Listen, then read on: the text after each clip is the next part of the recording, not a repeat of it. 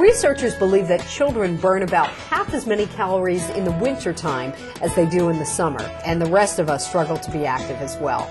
Our guest today is Terri Arthur with the Spring Valley YMCA. Terri, welcome and thank you. Thank you. It is very challenging when it's freezing cold outside, even when it's 40 degrees, and when it's dark at 5 o'clock. It is hard to get motivated to be physically active. And I think for most of us, I think it's the rare bird who likes to get outside in the wintertime when it's dark so early and be active. Do you find that people struggle with that? Yes, indeed. People want to hibernate. They want to stay inside. It's good to be active. It's good to get out and get a little bit of activity. Makes us feel better. Right, right. You have some tips to help us. The first tip is do something active every day. Absolutely. You want to make sure that when you go to work, if you can take the stairs, that's a big help. If you can get out to the mall, walk a few laps while you're window shopping. So it doesn't have to be an exercise class? Absolutely not. Every little bit helps. Okay, so just something so that we're up and we're moving. Always. Okay. What if you are brave enough to venture outside? And some people do like the cold weather. Some ideas and things that we want to keep in mind if we're going to be exercising outdoors. Sure. The first thing I would recommend is definitely dress warm. Dress in layers, wear hats, gloves, scarves, even shoe liners are, in addition to just socks, are good. Okay. Always make sure that you wear a wind-resistant outer garment if going outside and the weather's chilly. Okay. How about footwear? We want to be sure that our shoes have... Correct. We want to have good traction, so wearing good shoes, sneakers with good treads. I would recommend something along the lines like trail running shoes that have a lot of tread. That's going to give you great traction. Always be cautious of icy walkways, and never exercise on ice. Okay. Another thing is warming up. That's important. Very important. You always want to make sure that your muscles are warmed up inside before you go outside. Muscles are less pliable in the winter, and when they're cold, they're more prone to pulling or cramping. So you always want to make sure you do a little bit of large movement, jumping jacks, just to kind of get the blood flowing inside before you go out. Before you head out. You also say set sensible goals that you might not want to do quite as much. Correct. When it's cold outside, you want to make sure that you are reasonable in your time limits. After dressing warm and going outside, researchers say that you could exercise safely if you are well dressed. Anywhere from 20 minutes to an hour. Of course, if the weather is colder, and the wind chill factor is below 0 degrees, you would want to make sure that you limit those times. Right. And be a little more sensible and reasonable. Covering your mouth is a good idea? Very important. Breathing cold air through will irritate bronchial airwaves. Okay.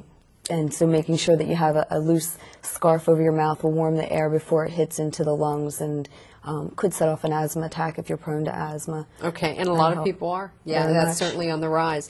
And drinking fluids. I think a lot of people think, oh, it's cold outside, so I don't need to Just as important. Just because you're not sweating and showing a release of fluids doesn't mean that you shouldn't take in the same amount. It's recommended 8 ounces of fluid for every 15 minutes of exercise. And of course, you're still targeting that 8 ounces of 8 glasses. Of 8 ounces. Correct. Right. 8-ounce glasses. Yes. Yeah, sure. In a 24-hour period to stay well hydrated. Okay, great. Great outdoor tips.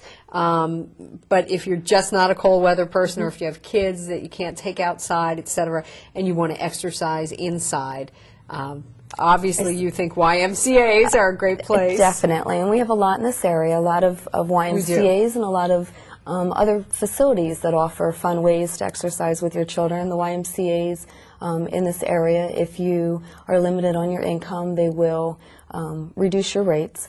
So there's no reason why somebody can't get a membership at the YMCA. And they offer a fun, safe environment for the family to exercise together. Tons of classes. They have gyms. You can do traditional things like... Absolutely. Swimming. We have moon bounces and all kinds of classes that you can exercise together, mommy and me classes, and then as well as age-appropriate classes. That's super. There's some things you can do at home as well. You say dance.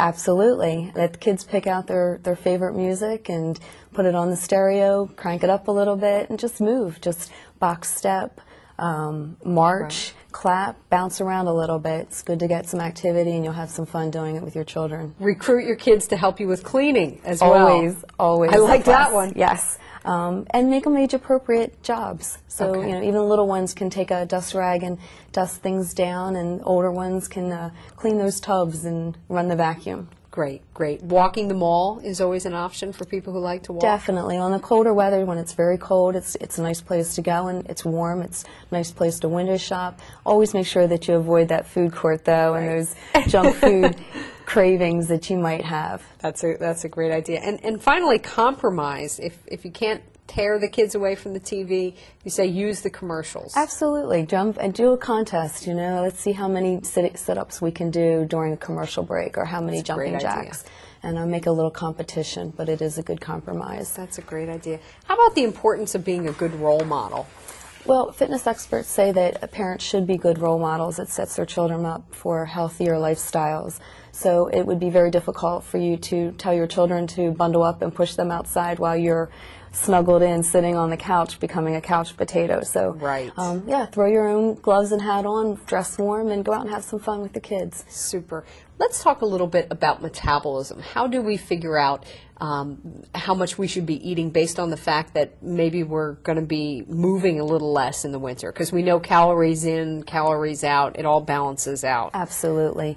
Well, the Internet's a great resource. They're going to show you calorie calculators, intakes. Correct, calculators, and it'll help So you can calculate. actually punch in how much you're eating and how much you're exercising. And Absolutely, and it's based on your weight, it's on your muscle maintain, and on your activity level. And also age and gender? Absolutely, absolutely. Okay. General rule of thumb, though, if you're looking to lose about a pound of body weight, you're wanting to cut about 3,500 calories. I'm sorry.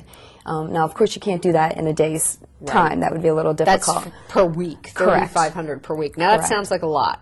Well, you can do that in a variety of ways. You can try to cut 500 calories a day. That's basically a Snickers bar and a can of soda. Right. Okay. As well as increase your activity. And that's where all those little things add up. Exactly. Yeah. And burning 500 more calories a day through activity is going to help reach Great. that goal faster. And it's going to make you feel better, too. Absolutely. Super. Okay. Terri, thank you so much. We appreciate the input. And we want to encourage everybody to stay active during the wintertime and all year round. We'd also like people to visit our website. For more information, it's www.missiongoodnutrition.org. When Old Man Winter blows into Pennsylvania, most of us struggle to be active, but it's important to our health. If you're going to be outside, there's some ways to beat the cold. Dress in layers and wear appropriate clothing. If it's just too cold, then be creative about indoor activities. Throw on some music and dance with the kids. Head to the mall or clean your house or visit your local YMCA. Remember, do a little bit every day. Little things do add up.